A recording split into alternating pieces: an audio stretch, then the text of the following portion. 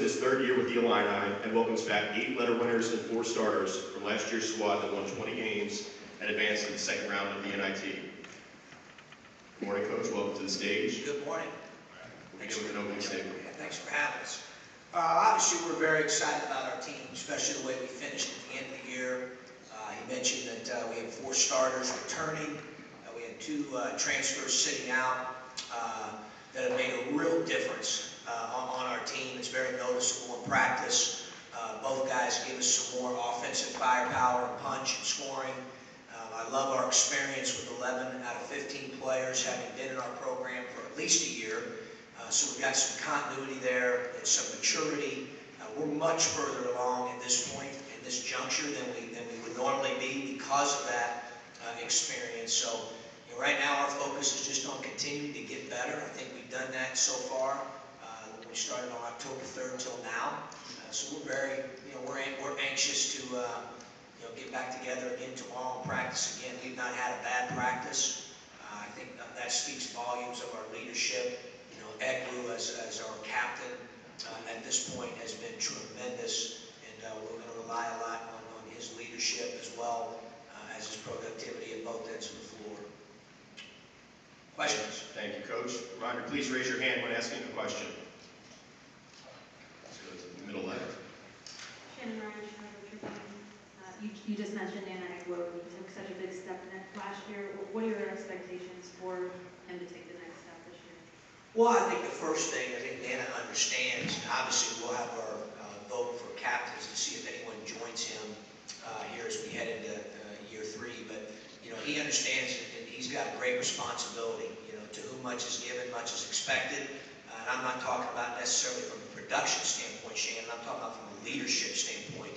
And he has been tremendous in that regard. Teaching LaRon Black and Michael Finke and helping the transfers that are playing now get acclimated.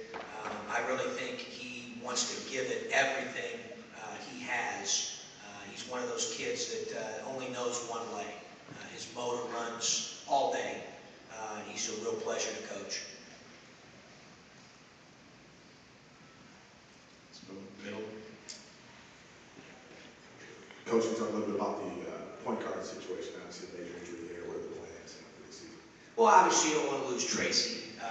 For us, we're going to be fine. We've got Ahmad Starks, who's been terrific on the offensive end. He brings, packs a big-time punch. Yesterday, we scrimmaged, and he probably had his best practice of his career at Illinois. So we've got some firepower there. Tate has really improved. Tate has some innate leadership qualities and brings some vocal leadership to our team that I like. My concern's more with Trace. I love Trace, and he's such a competitor. Obviously, he prepared to do this really, really well. Made a lot of sacrifices, and I thought had really grown and matured a great deal. And so here you are as a senior, ready to tackle that, with his partner in crime, so to speak, Egwu. And now, that opportunity gets taken away from him. But I think he understands things happen for a reason. And his attitude has been tremendous in his prehab work. Surgery will be here this upcoming week, and we're looking forward to getting him back an even better version of Tracy Abrams.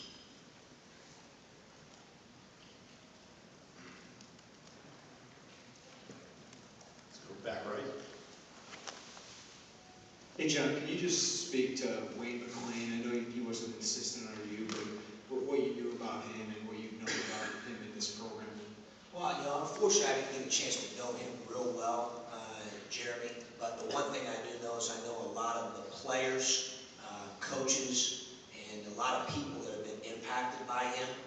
And, I think, last night when I sent the tweet out, I meant every word of it, from the standpoint of, obviously he's had legendary coaching success, state championships, assistant coach on a team that went to the national championship game.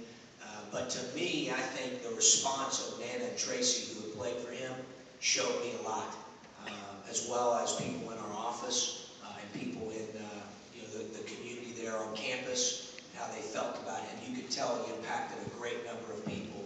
And I think obviously that will be as much or more of his legacy than all the wins that he had as a basketball coach.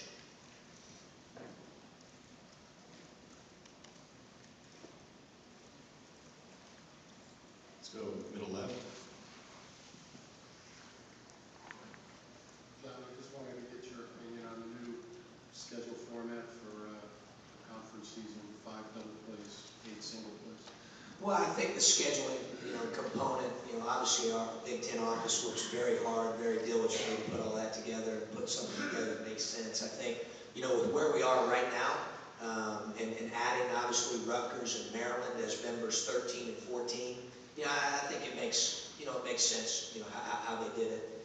Obviously in a perfect world, I think everyone would love a round robin where you play everybody home and away.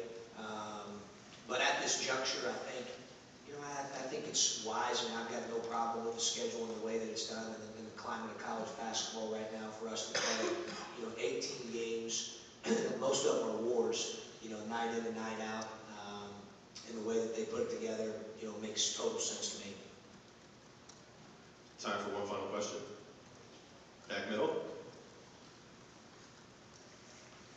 Morning, John. How much is the NCAA tournament a part of what you're discussing with your players at this stage? It always is. We're at Illinois. So people ask me that often. That's, for us, we don't shy away certainly from that expectation. At the same time, we control the process. At the end of the day, the outcomes are, sometimes you can't control all those. We can control our attitude. We can control our effort. We can control our actions to be, great teammates every day. We can control executing details, being more disciplined, all the things that make up a good basketball team. And, that's what we're trying to control right now.